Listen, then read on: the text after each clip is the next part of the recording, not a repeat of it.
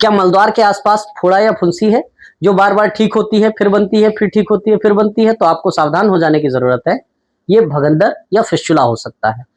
ये अगर लंबे समय तक बना रहे तो एक भयानक रूप भी ले सकता है, कह सकते हैं समस्या और गंभीर हो सकती है।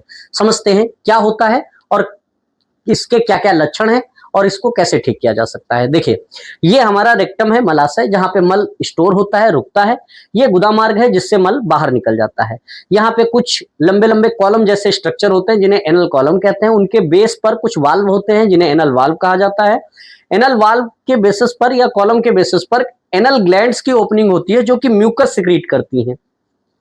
म्यूकस मल को चिपचिपा या लसलसीला बनाता है ताकि क्या होता है कि मल चिकना हो जाए और आसानी से हमारे शरीर से बाहर निकल जाए। मैक्सिमम फिस्टुला, ज्यादा से ज्यादा जो भगंदर बनते हैं वो इन्हीं में इन्फेक्शन होने की वजह से बनते हैं।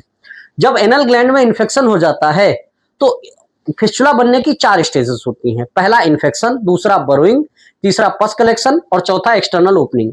जो भगंदर होता है वो एक टनल होती है, एक सुरंग जैसा स्ट्रक्चर होता है जिसका एक द्वार हमारे गुदामार्ग के अंदर होता है और दूसरा द्वार जो होता है वो मलद्वार के आसपास की किसी स्किन पर किधर भी ओपन होता है। ठीक है, अब आप समझिए, मान लो ये एनल ग्लैंड है और इसमें इन्फेक्शन हुआ तो ये एनल ग्लैंड स्वेल करेगी, बढ़ेगी और बढ़ेगी, इसमें पस कलेक्शन होगा। तो ग्रेविटी की वजह से जब हम खड़े होते हैं तो हमारे हिस्से में जो भी चीजें हैं उनका वजन नीचे की तरफ लगता है। तो ये जो एनल ग्लैंड है इसमें कलेक्टेड प्लस जो होगा वो नीचे की तरफ जाएगा और हमारे मलद्वार के आसपास किसी जगह पर ये ऐसे अपनी ओपनिंग बनाएगा, ऐसे।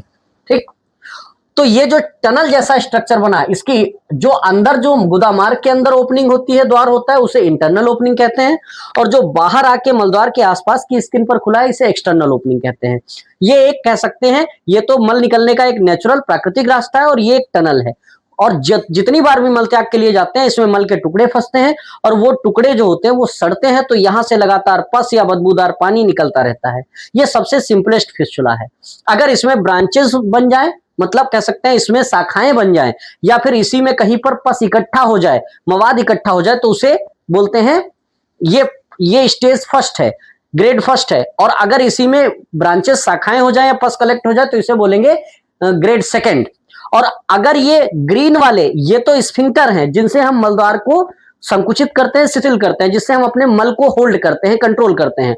अगर ये सिर्फ इंटरनल मतलब ब्लू वाले स्फिंक्टर को पार कर रहा है तो ये फर्स्ट ग्रेड है और सिंपल है। और अगर शाखाएं हो गई तो सेकंड ग्रेड हो जाएगा, जो कि फर्स्ट ग्रेड में अगर लापरवाही हो जाए तो ये सेकंड ग्रेड बनता है। और सेकंड ग्रेड में भी अगर डॉक्टर के पास नहीं पहुंचे दिखाने तो ये इसको भी पियर्स करेगा, बाहर आएगा इसके भी, तो ये हो जाएगा थर्ड ग्रेड। और कई बार फिर भी ध्यान नहीं देते तो उसमें भी ब्रांचेस बन सकती हैं, फोर्थ ग्रेड। और कई बार ये ऊपर की जो पेल्विक फ्लोर की मसल्स हैं इनका भी इन्वॉल्वमेंट होने लगता है तो उसको बोलते हैं फिफ्थ ग्रेड। तो जो सेंट जेम्स यूनिवर्सिटी हॉस्पिटल है उन्होंने इसको 5 ग्रेड बताया है और ये हर ग्रेड के साथ और गंभीर होता चला जाता है। ये जो टनल जैसा स्ट्रक्चर बना है इससे बदबूदार पानी निकलता है, पस निकलता है। जब आप दवा खाएंगे तो ये ठीक हो जाएगा, उसके बाद फिर बनेगा, फिर ठीक हो जाएगा, फिर बनेगा, ये परमानेंट चलता रहेगा। मतलब इसको दवाओं के माध्यम से ठीक कर पाना पॉसिबल नहीं है। आप खुद सोचिए, कई लोग 100% गारंटी ले लेते हैं। आप खुद से सोचिए कि एक द्वार अंदर है, एक द्वार बाहर है। जब भी आप मलत्याग के लिए जाएंगे इसमें टुकड़े फंसेंगे और फंसेंगे तो क्या होगा, सड़ेंगे, सड़ेंगे तो ऑर्गेनिक मटेरियल है, वो सड़ेंगे तो यहां से बदबूदार पानी पस निकलेगा। क्योंकि उसमें बहुत सारे बैक्टीरिया हैं तो ये ऊपर भी इंफेक्शन कॉज कर सकता है। कई बार इसमें पस भर जाता है। जब भी ये फूट जाएगा तो आराम मिल जाएगा, लेकिन जब ये इसका मुंह बंद हो जाएगा, यहाँ पे पस कलेक्ट होगा तो बहुत दर्द होगा, सूजन होगी, जलन होगी या टपकन जैसा दर्द होगा, ये सब चीजें स्टार्ट हो जाती हैं। क्योंकि डेंटेट लाइन के आसपास अगर ऊपर की बात करें तो यहां पर ऑटोनोमिक नर्व का इनर्वेशन होता है, तो कई बार भारीपन लगता है लेकिन दर्द महसूस नहीं होता। फूट जाएगा तो आराम मिल जाती है लोगों को, इसलिए इसको टालते रहते हैं, कई बार लंबे समय तक टालते रहते हैं, जो कि एक गंभीर समस्या का रूप ले लेती है।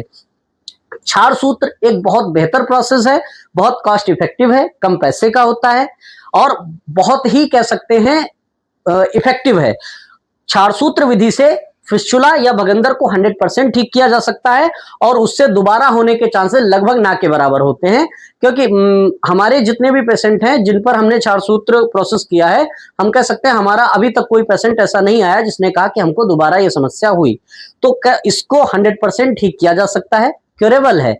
आपको बहुत ज्यादा घबराने की जरूरत नहीं है, स्पेशलाइज्ड डॉक्टर से मिलना है, कंसल्ट करना है और प्रॉपर इलाज लेना है, इसको 100% ठीक किया जा सकता है। लेकिन अगर आप इसमें लापरवाही करेंगे, आप इसे टालेंगे, तो ये फर्स्ट ग्रेड से सेकंड ग्रेड, सेकंड से थर्ड, थर्ड से फोर्थ, या कह सकते हैं इसमें कॉम्प्लेक्स फिस्टुला बनने लगता है। कई बार कई कई ओपनिंग बन जाती है, कई बार इसमें जो पस होता है वो चारों तरफ इकट्ठा हो जाता है। तो जितना ज्यादा आप टाइम लगाएंगे उतना ज्यादा ये गंभीर रूप ले सकता है। इसको ठीक करने के लिए बहुत सारे प्रोसेस आते हैं। ओपन सर्जरी आती है, फिस्टुलोटॉमी, फिस्टुलेक्टॉमी, पूरे ट्रैक को काट के निकाला जा सकता है। लेजर से इस ट्रैक को जितनी इन्फेक्टेड टिश्यू है उसे बर्न कर दिया जाता है। सेटान का प्रोसेस आता है, कई सारे प्रोसेस हैं और उनमें से एक क्षारसूत्रा प्रोसेस है जो बहुत ही पुरानी टेक्निक है और बहुत ही सक्सेसफुल है आज के टाइम पर भी। अगर आपके मन में फिस्टुला से रिलेटेड कोई सवाल है, कोई क्वेरी है, तो आप नीचे दिए गए नंबर पर हमें कांटेक्ट कर सकते हैं या हमारा अपॉइंटमेंट ले सकते हैं। हमारा क्लिनिक अलीगंज में कपूरथला चौराहा लखनऊ में है, FI प्लाजा फर्स्ट फ्लोर। तो आप आके मिल सकते हैं और अपनी समस्या को बता सकते हैं, जिससे आपकी समस्या पूरी तरीके से ठीक हो सकती है। Thank you.